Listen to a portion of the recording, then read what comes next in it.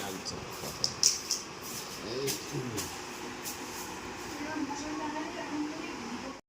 Hello everyone, welcome back to my channel Shubho Shilpa's ওয়ার্ল্ডে তোমাদের অনেক অনেক স্বাগত জানিয়ে আজকে আরও একটা নতুন ভিডিও তোমাদের সামনে নিয়ে আসলাম। তো আমাদের দুজনকে দেখেই বুঝতে পারছো যে আমাদের দুজনেরই একটু শরীরটা খারাপ, একটু ঠান্ডা ঠান্ডা লেগেছে। তো সেই কারণে আমি মেয়েকে নিচে বসতে দিইনি, কোলে করে বসে নিয়ে খেলা করাচ্ছি। তো তারপরে ওকে নিয়ে এখন ঘুম পাড়াতে চলে যাব।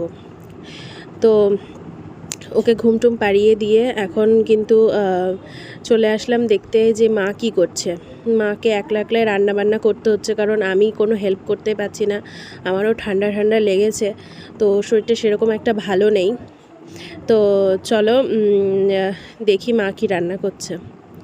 আচ্ছা, এখানে তো দেখছি ভাত ফুটে গেছে, ভাত ফুটছে। আর দাঁড়াও, ফ্ল্যাশটা জ্বালিয়ে নিলাম। আর এখানে দেখো মা কিন্তু বেগুন ভাজা চাপিয়ে দিয়েছে, আর মাকে দেখো খুব ঘেমে গেছে, আর মাকেও দেখে মনে হচ্ছে শরীরটা খারাপ করছে মায়েরও। তো কেন কি কালকে ছিল নীল পুজো, নীল ষষ্ঠী আর কি। তো সেই কারণে আমরা দুজনেই করেছিলাম নীল ষষ্ঠী, আর দুজনেরই শরীরটা প্রচণ্ড পরিমাণে খারাপ হয়ে গেছে। এত অতিরিক্ত গরম পড়ছে, কখনো ঠান্ডা পড়ছে এরকম। আর ওখানে হবে আজকে টক ডাল। আজকে যেহেতু নিম পাতা, তারপর নিম বেগুন ডাটা, নিম ডাটা, তারপরে টক ডাল এইসব খেতে হয়, শাক এইসব খেতে হয়, সেই কারণে। আর কিন্তু আজকে আমার মায়ের জন্মবার, সেই জন্য মা নিম পাতা রান্না করবে না। আর আমি তো করবই না, আমি একদমই পছন্দ করি না নিম পাতা। তো যাই হোক, আমার মনে হয় না যে নিম পাতা না খেলে দিনটা মানে কোনো রকমভাবে খারাপ যাবে, আমার তো যায়নি। তো যাই হোক, এখন চলো তোমাদেরকে আমি দেখাই একটুখানি অল্প করে যে আমার বাপের বাড়ি, মানে আমার আগের জীবনের যেখানে আমি থাকতাম সেই বাড়িটা কতটা সুন্দর ছিল। প্রথমেই দেখতে পেলে ঠাকুর ঘর, ওখানে কিন্তু অনুকূল ঠাকুর রয়েছে। আমার দাদু যেহেতু দীক্ষা নেওয়া, আমার দাদু অনুকূল ঠাকুরের খুবই ভক্ত, তো সেই কারণে অনুকূল ঠাকুরের ফটো তোমরা দেখতে পেলে ঠাকুরের সিংহাসনে। আর এইটা হচ্ছে বড় ঘর, এই ঘরে আমি থাকতাম। মানে যখন এসছিলাম প্রথম প্রথম থাকতাম, তারপরে আমার খুব একটা ভালো লাগতো না, তাই মা বাবার সাথে ওই সামনের ঘরেই থাকি।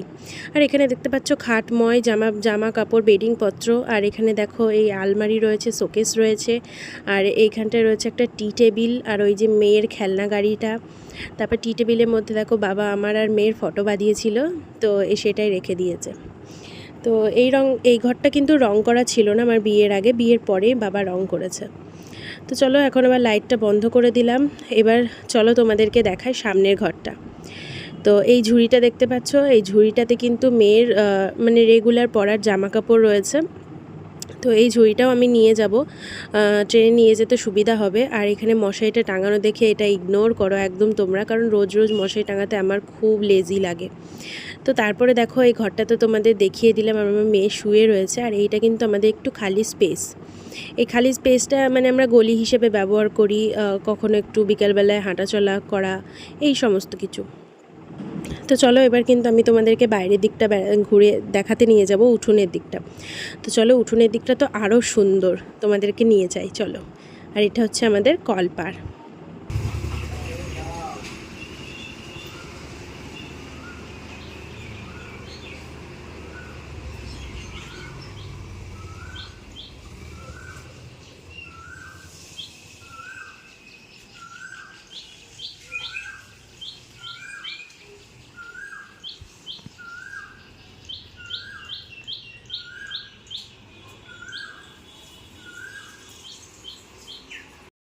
তো তোমরা দেখতে পেলে বাইরেটা। আর যে ফুল গাছটা তোমাদের দেখালাম সেটা কিন্তু নীলকণ্ঠ ফুল না কি, যাই হোক কিছু একটা বলে, যেটা শিব ঠাকুরের ফুল বলে।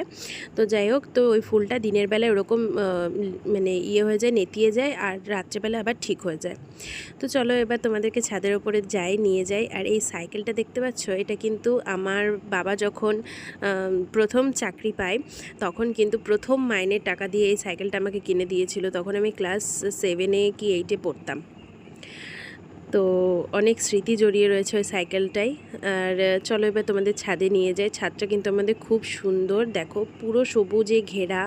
হ্যাঁ, পুরো সবুজে ঘেরা। এই ডান দিকটাই একটু একটা বাড়ি হয়ে গেছে, তাই একটু মানে ওই দিকটা আগে বোঝা যেত, মানে রাস্তার দিকটা, মোড়ের মাথার দিকটা একটু বোঝা যেত। এখন আর সেরকম দেখা টাকা যায় না। আর এই যে দাঁড়াও, আগে এই ধুতিটা তুলে নিই, কখন যে মেলে দিয়ে গেছে আমার দাদু, আর মানে পুরো একদম শুকিয়ে কাঠ হয়ে গেছে। আর দিল্লিতে তো আমরা মানে অপেক্ষা করে থাকি শীতকালে যে কখন একটু রোদ হবে, কখন একটু জামা কাপড় শুকোবে। আর এখানে দেখো এত পরিমাণে রোদ, তাও গরমকাল ঠিকই, কিন্তু গরমকালে দিল্লিতেও রোদের মুখ দেখা যায় না। আবহাওয়া এত মানে গরম থাকে, সেই কারণে শুকিয়ে যায়।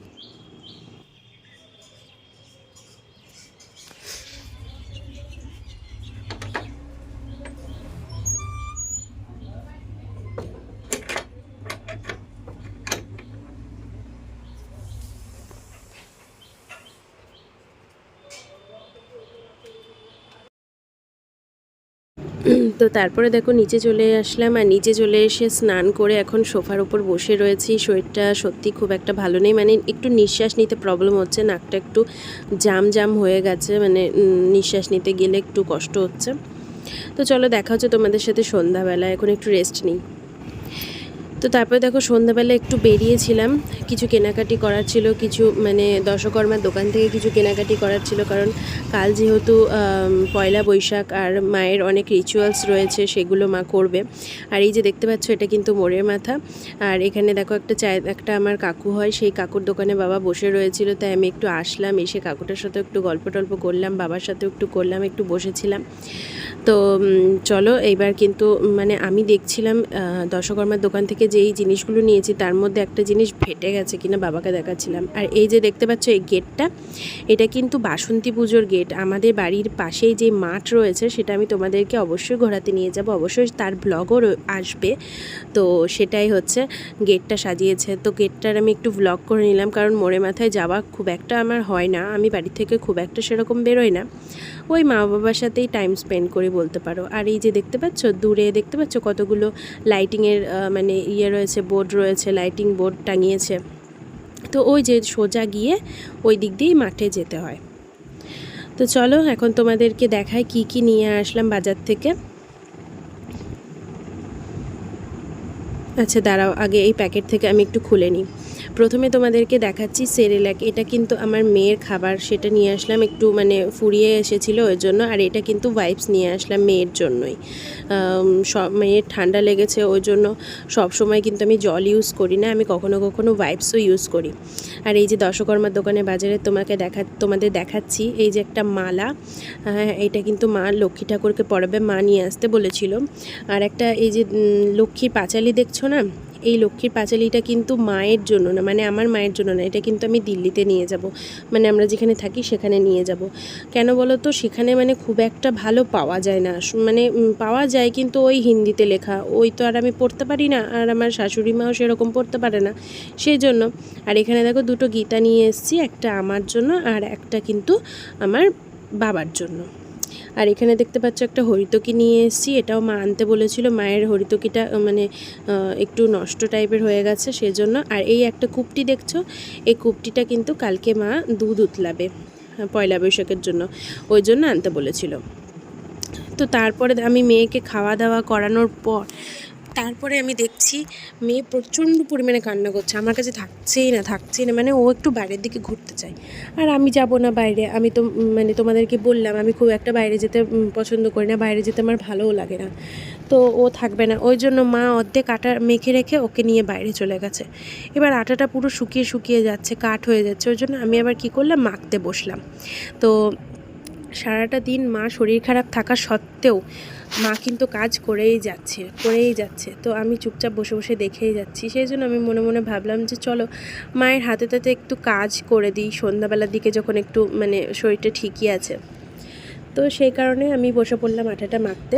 আর অনেক দিন পর কিন্তু আমি আটা মাখলাম আর এইভাবে লেচি কাটলাম, সেই আমি অনেক মানে তাও 2-3 মাস আগে ওই দিল্লিতে থাকতে আমি কিন্তু রুটি করে এসেছিলাম। তো মা এসে দেখছে যে আমি রুটিগুলো করছি, সেই মুহূর্তে মা ঢুকেছিল, বুঝলে তো। আর তখন না মা আমার উপর প্রচণ্ড পরিমাণে রেগে গেছিলো যে তোর শরীর খারাপ নিয়ে তুই কেন করতে গেছিস। আর এই যে আলুর তরকারি হবে বলেছিল মা, সেই কারণে আমি আলুগুলো ভালো করে ছুলে টুলে কেটে আলুর তরকারিও বসিয়ে দেবো। তো চলো এখন ফটাফট করে রান্নাটা করে নিই। আলুর তরকারি আর রুটি হবে, আর ভাতও হবে। ভাতটা তো মা আমাকে চাল টাল কিছু বুঝিয়ে দিয়ে যায়নি, সেই কারণে আমি ভাতটা বসাতে পারিনি। আর মা গেছে এই যে সামনেই একটা দোকান রয়েছে, সেই দোকানে একটু বসতে গেছে। ওই সবাই মিলে আর কি আড্ডা টাড্ডা দেবে একটু। আমার মেয়েটাও একটু মানে ঘোরা টোরা হয়ে যাবে ওর। আর এখানে আসার পর থেকে তো আমার বাবা আমার মা নিয়ে এত ঘোরাঘুরি করছে, আমি তো মানে ভাবছি রীতিমতন যে আমি দিল্লিতে নিয়ে গিয়ে আমার মেয়েকে কী করে রাখবো। ওর তো ঘোড়ার নেশা হয়ে গেছে। যাই হোক, দেখা যাবে তখন পরিস্থিতি বুঝে, অবস্থা বুঝে ব্যবস্থা আর কি। তো চলো এখন আলুটা ভালো করে ধুয়ে নিয়েছি, এবার কালো জিরে ফোড়ন দিলাম, ফোড়ন দিয়ে দেখতে পাচ্ছ আলুটা ভালো করে দিয়ে দিলাম ধুয়ে, আর কাঁচা লঙ্কা দিয়েছি। তো চলো এখন ভালো করে নাড়িয়ে নিই। আর হাতে স্ট্যান্ডটা ধরেছিলাম বলে এত বেশি মানে নড়ছিল আর কি ক্যামেরাটা। তো চলো ওখানে তরকারিটা ভালো করে নিজের মতো আপন মনে হতে থাক। আমি এখানে এদিকে গ্যাসটা জ্বালিয়ে দিলাম। গ্যাসটা জ্বালিয়ে দিয়ে এখানে কিন্তু আমি রুটিটা করে নেবো। আর তাওয়াটা একটু বেঁকে গেছে, তার কারণ মা কয়েকদিন আগে উনুনে রান্না করেছিল, উনুনে তাওয়াটা বসিয়েছিল, সেই কারণে না তাওয়াটা বেঁকে গেছে। তারপর থেকে মা আর উনুনে বসাই না। তো সেই উনুনটা আর কি ভেঙে গেছে, তা অনেক দিন আগে, তাও অনেক দিন আগের কথা। তো দেখো আমি রুটিটা এখন করে নিচ্ছি। আর তোমরা আমার আগের অনেক ব্লগেই দেখেছো যে আমি একদম মানে ওই স্ল্যাপে রুটি বেলি। ওখানে যেরকম যেখানে সেরকম আমি সেখানে মানে আমার অভ্যস্ত। জানো তো যে অনেকের আছে না যে রুটির বেলনাটা সেম হওয়া চায়, মানে যেই বেলনা দিয়ে অভ্যস্ত সেই বেলনা দিয়েই বেলতে হবে। তারপরে রুটি সেঁকার একটা ব্যাপার রয়েছে, হ্যাঁ না? তো আমার এরকম কোনো ব্যাপার না, আমার যেখানে যেরকম পাই আমি সেখানে সেরকমভাবে বেলে দিই। তো লুচি বলো, পরোটা বলো, যেরকমভাবে। আবার অনেকে দেখেছি যে রুটি সেঁকতে গেলে সেই ইসে করে, ওই কাপড় দিয়ে সেঁকে, সেটাতেও আমার কোনো প্রবলেম হয় না। তো চলো রুটিগুলো করে নিই। তো এখন আমার রুটি করা কমপ্লিট হয়ে গেছে, আর এখন মা যাবে ভাত বসাতে, আর ওদিকে আলুর তরকারিটা হচ্ছে, আর প্রচণ্ড গরম লেগে গেছে, সেই জন্য এসে বসে পড়লাম। আর এখন শরীরটা আমার আগের থেকে অনেক ঠিক আছে। তো চলো আবার তোমাদের সামনে পরে আসছি, ঠিক আছে? একটু বসে একটু ফ্যানের হাওয়া। তো তারপরে মা ভাত বসাতে চলে গেল, আর আমার মেয়েকে আবার বাবা নিয়ে ঘুরতে গেছিলো। দিয়ে এই যে দেখতে পাচ্ছ একটা চকলেট দিয়েছে, কোনো হয়তো আমার মেয়ের কোনো দাদু টাদু দিয়েছে। তো সেই চকলেটটা এখন বাবা নিয়ে ওর সাথে খেলা করছে। দেখো কী রকমভাবে খেলা করছে। বাবা ওই চকলেটটা নেবে আর আমার মেয়ে দেবে না। আচ্ছা, আমার মেয়ের কাণ্ড কারখানাগুলো একবার দেখো। এই যে চলো এবার খেলনাগুলো ফটাফট করে গুছিয়ে নিই। আমার মেয়ে পুরো ছড়িয়ে ছিটিয়ে। আর এই যে ব্রাশটা দেখছো, এই ব্রাশটা মানে ও না যাকে ব্রাশ করতে দেখবে তার ব্রাশটা নিয়ে টানাটানি করবে। ওই জন্য আমার মা একটা ব্রাশ কিনে এনে দিয়েছে যে তোর ব্রাশে তুই ব্রাশ কর। দেখেছো, ওর আবার হাত পড়ে গেছে এতে, আবার ওই ঝুড়িটা নিয়ে একদম উল্টে দেবে। তো হ্যাঁ, যেটা বলছিলাম, তো ওই ব্রাশটা দিয়ে ও যখনই মানে আমি সকালবেলায় মাথার কাছে রেখে দিই, ও ঘুম থেকে হয়তো অনেক সকালে ওঠে, দিয়ে বাবার সাথে ঘুরতে যায়, দিয়ে ওই ব্রাশটা নিয়ে ও খেলা করে প্রথমে একটু। পাপা বলো, মা মা বলো, মা বাবাই,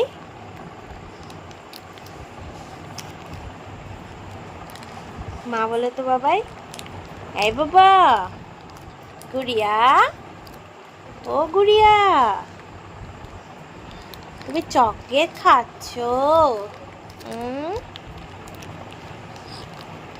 তুমি কি খাচ্ছ? সবাইকে বলে দাও তো, হাই গাইস বলে দাও। আমার মায়ের চ্যানেলটাকে সবাই সাবস্ক্রাইব করে দিও। বলে দাও তো বাবা, বলে দাও। আমার মায়ের চ্যানেলটাকে সবাই সাবস্ক্রাইব করে দিও। সবাই ভালো থেকো। তুই তো চকলেট খেতে ব্যস্ত, বলবি কখন?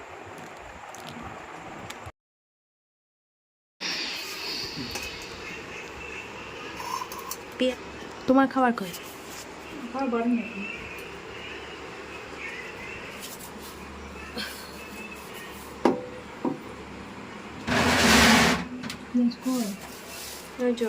তো আজকে রাতে ডিনারটা তো দেখতেই পেলে, আলুর তরকারি আর ভাত, পেঁয়াজ, আবার একটু ডিমের অমলেট করা যে ঝোলটা ছিল সেটাই খেয়ে নিলাম। আর ওখানে দেখো মায়ের কিন্তু বাসন কোসন মাজা কমপ্লিট, আর মা গেছে একটু রান্নাঘরটা পরিষ্কার করতে। তো চলো ভিডিওটা আজকের মতন এখানেই থাক। আবার তোমাদের সাথে দেখা হবে নতুন একটা ভিডিওর সাথে। তো ততক্ষণের জন্য তোমরা কিন্তু আমার চ্যানেলটাকে সাবস্ক্রাইব করে দিও। আর সবাই অনেক ভালো থেকো, সুস্থ থেকো, টাটা, বাই বাই।